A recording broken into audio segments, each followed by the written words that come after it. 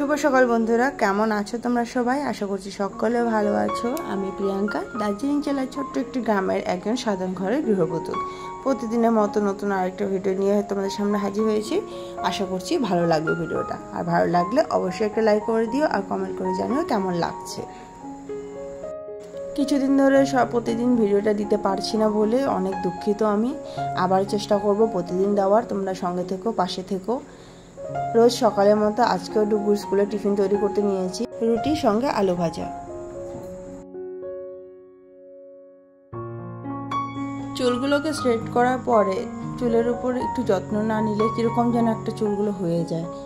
মানে এখন মনে করছি স্ট্রেট করার পর অনেক ঝামেলাটাই বহন করতে হচ্ছে। আগে এই জিনিসগুলো করতে হতো না, যেরকম খুশি সেরকম বাঁধো, যেভাবে খুশি রাখো। একটু যত্নটা কমেই নিতাম বলতে গেলে, কিন্তু এখন মনে করছি যে যদি যত্নটা একটু ভালোভাবে না নিই, কীরকম যেন একটা উস্কোসে একটা উস্কো ভাব একটা মনে হচ্ছে। এই যত্নগুলো যদি আমি আগে থেকে নিতাম তাহলে হয়তো আমার চুলের এই অবস্থাটা হতো না, এতটা ফেলফেলে ভাব আসতো না। আমার চুল যেরকম ছিল হয়তো গর্ব করা হবে বা বলা হবে, মানে ছোটোবেলা থেকে যারা দেখে এসে এখন এই চুল দেখলে ওরা নিজেরাই অবাক হয়ে যায় যে কীভাবে এই অবস্থা হলো। অ্যাকচুয়ালি এটা অনেক কিছু কারণে হয়, কারণ দুটো বেবি প্রেগনেন্সির জন্য হয়েছে, তারপর জলের জন্য, বর্ষাকালে শীতকালে এই দুটো কালেতে এমনিতেই চুল ওঠে, স্পেশালি তো বর্ষাকালে আর বলো না, যা চুলটাই না ওঠে। মনে হচ্ছে কি এইভাবে অনবরত চুল ঝরতে থাকলে সারা বছর যদি ঝরতে থাকে তাহলে হয়তো টাক মাথা হয়ে যাব। যাই হোক, আর চুল নিয়ে বেশ বলতে যাব না, অবশ্যই যতটুকু আছে এখনও মোটামুটি ঠিকঠাকই আছে।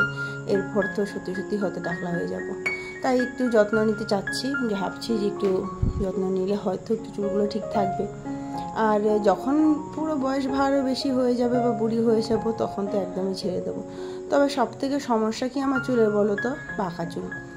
এত মানে পাকা চুলের সৃষ্টি হয়েছে ধারণার বাইরে। ওই যে চুলের যত্ন নিইনি, মাথায় তেল দিইনি ঠিক মতো করে, শুধু শ্যাম্পু করে গেছি। আর তেল দিলে না কীরকম একটা মনে হয়, চিপচিপে ভাব একটা লাগে, কীরকম যেন একটা লাগে। আর গরমের দিন তো তেল দিয়ে আমি একদমই থাকতে পারি না, যার জন্য শ্যাম্পু করে রেখে দিই।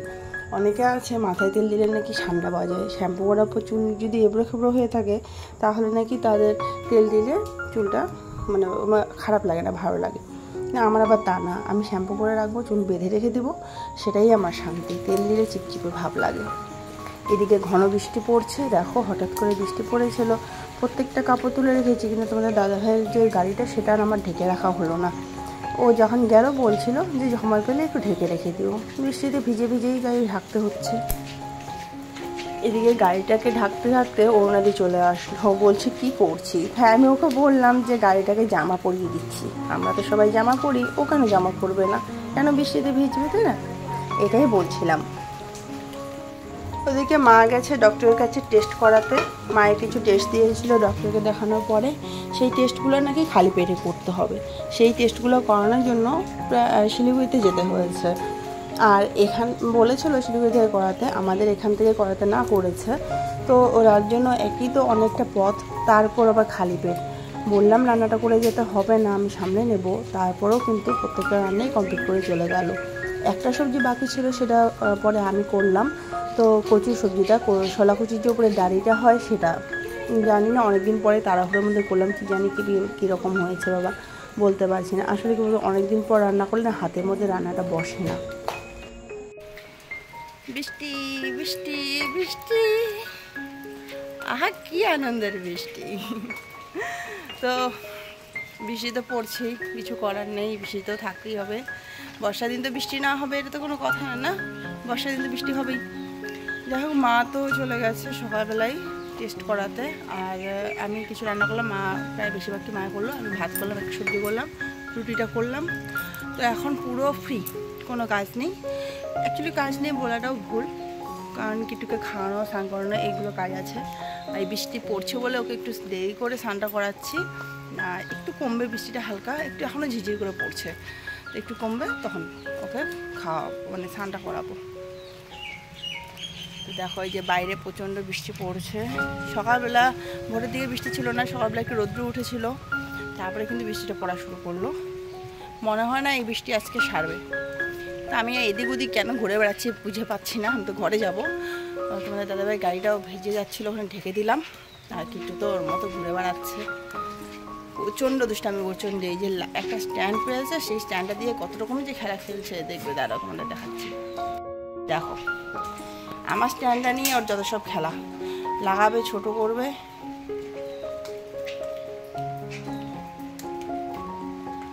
কি বাবা, এদিকে আসবে না, পড়ে যাবা।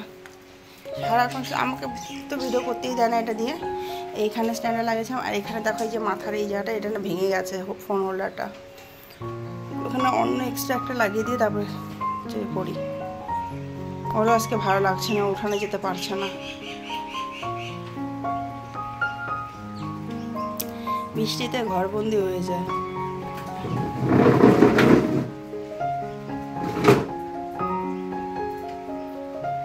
তারপর কোথায় উঠবি? পড়ে যাবি তো, উঠিস না বাবা, পড়ে না।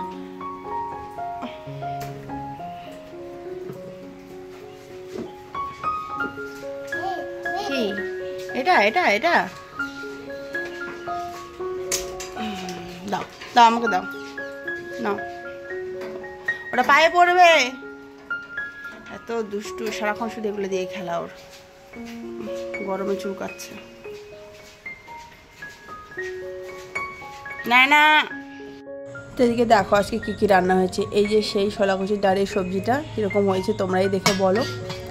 আর এদিকে দেখো এই যে এখানে আছে মাছ ভাজা, অর্ধেকটা কিট্টু খেয়ে রেখেছে, আর বাকিগুলো হচ্ছে বোম্বার আর ডুকুর। এখানে বরবটি ভাজা করেছে, আর নিচে আছে এখানে মাছের ঝোল, শোলা কচু আর সঙ্গে আলু দিয়ে মাছের ঝোল করেছে। এটা হচ্ছে চায়না পুঁটি মাছ।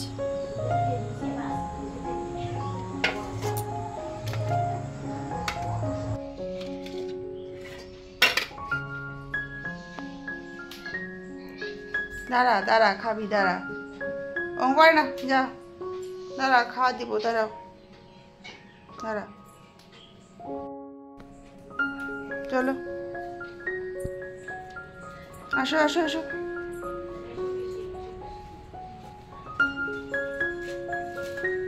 আসো এদিকে,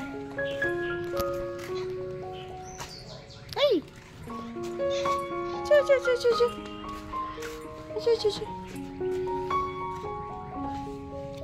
খাও। এদিকে ওর প্রচণ্ড খিদে লেগেছে, দুধ ভাত দিলাম, দেখো দেওয়ার সঙ্গে সঙ্গে কীভাবে খাচ্ছে। যাই হোক, ভিডিওটা আর বড় করছি না, এখানে শেষ করছি। আশা করছি তোমাদের ভালো লাগবে। ভালো লাগলে অবশ্যই লাইক করে দিও, কমেন্ট করে জানিও, আর নতুন বন্ধুরা পাশে থেকো। আজকের জন্য tata, bye bye, good night. খুব খিদে পাইছে, খুব খিদে পাইছে শোনা। খাও, শুধু দুধটা খাচ্ছ, ভাতটাও খাও।